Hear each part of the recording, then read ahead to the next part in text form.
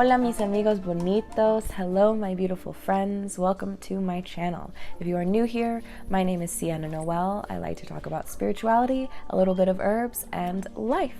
And today I'm coming to you from the beautiful countryside of Colombia in a little town called Salamina. And I figured, what would I be doing in Colombia making a video if I didn't get the chance to talk about the coca plant? It has an unfortunate history that has clouded all of its magic. So let's get straight into it. So the coca plant, or Erythroxylum coca, is a native plant here in Colombia, as well as Peru and Bolivia and Mexico, as well as some places in Indonesia and the West Indies. It is a plant that has a long-standing history with the indigenous people of this land. It has been used in ritual and for many other reasons for thousands of years here, and it is only in the last century that it has gotten such a tarnished reputation.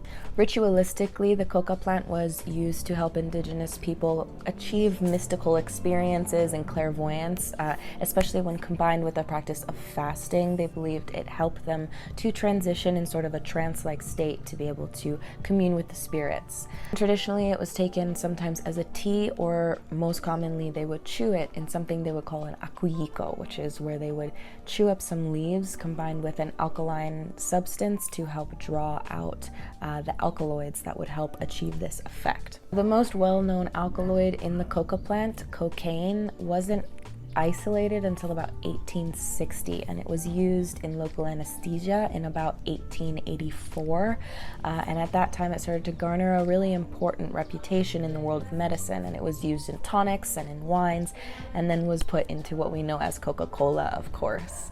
And then only in the span of about 20 to 30 years, the coca plant went from being a praise-stimulating tonic to being a dangerous narcotic drug that eventually led to the ban of this plant in places like the US and Europe.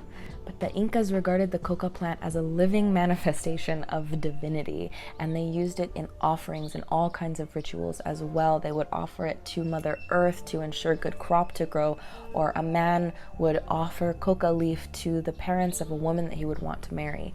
There were other natives that would bury their dead with the leaves, and they would even put some leaves in the deceased's mouth to ensure strength on their journey to the afterlife. It was also coveted in indigenous people that lived in high elevation like the Andes, because it would help them deal with that intense environment. So what is it about the coca plant that makes it such a holistically healing and coveted plant? For example, the tribes that lived in the Andes Mountains, it would help to stimulate their respiratory system, regulate their blood pressure, and it would help oxygenate the blood and the brain to basically combat elevation sickness and headaches and stuff like that. The coca plant is also considered a really rich and powerful superfood. It's really high in vitamins B1, B2, B3, vitamin C, and vitamin E, as well as all sorts of minerals like calcium, phosphorus, iron, sodium, and potassium, as well as high in protein and fiber. There are actually places in Colombia and Peru that will turn the dried leaves up into a flour and use that to make meals with.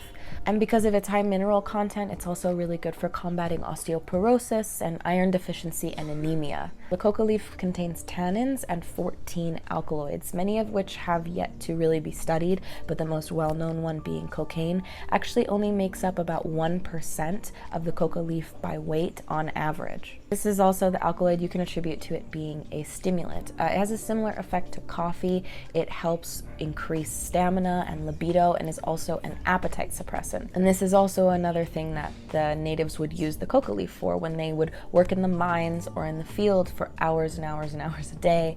They would continuously chew the coca leaf to give them the energy, give them the stamina, and allow them to continue working without really eating much. Also similar to coffee, it has been taken as a tea form after meals to help increase digestive power. It helps to metabolize carbohydrates, as well as reinforce positive gut flora, which also helps to reinforce the immune system. Coca leaf is also a powerful analgesic, so it's really great for helping with really any kind of pain, from rheumatism, arthritis, or anything like that. The coca leaf is an astringent herb as well as a diuretic, so it's really good for helping to eliminate toxins through your urine. Coca leaf is also just a good detoxifier in general because it helps to improve liver function. It's also really good for cognitive function and can help with memory and focus. It also has the power to reduce high levels of cholesterol and triglycerides, as well as help convert fat in the liver and turn it into energy. So obviously, based off of the long list of amazing things this herb can do, it is so much more than something to be turned into a narcotic and a drug that is sold on the streets. It is illegal in a lot of countries to bring any coca leaf, but if you find yourself in a country, usually in South America, where it is still legal, there are typically 3 ways that you can consume it. Like I said, people will consume it as a food, oftentimes the dried leaves made into a flour and made into something like that. You can make it into a tea or an infusion. With that, you would just want to use just boiled water and pour over 5 to 6 dried leaves and let that steep for no more than 5 minutes. Or you can use the chewing method, like the acuyco, like the natives would use. And with this, like I said previously, you would want to chew it with some sort of alkaline substance to help draw out those beneficial alkaloids. Now, the alkaline substance that natives would use to chew with their acuyco depends on the region that they're in, but oftentimes they would use things like quicklime or powdered calcareous shells, or like ashes from the stalks of a quinoa plant, or various barks from trees, or woody cactus, things like that. But you can also use something as simple like sodium bicarbonate or baking soda to chew with your coca leaf. And that, my friends, is basically the long and the short of the magic of the coca plant. The sun is setting here on the beautiful valley of Salamino, Colombia. I hopefully will get to experience the magic of the coca plant while I am here, hopefully with the acuyco or just through an infusion, because I really would love to try the plant and see all the beautiful magic it has to offer in its traditional and natural state. Again, my name is Sienna Noelle. I post videos on here every week, and if you like this video, you can go ahead and click right here to subscribe and see more, or if you'd like, you can click right here to watch last week's video. All right, my friends, much love. Adios.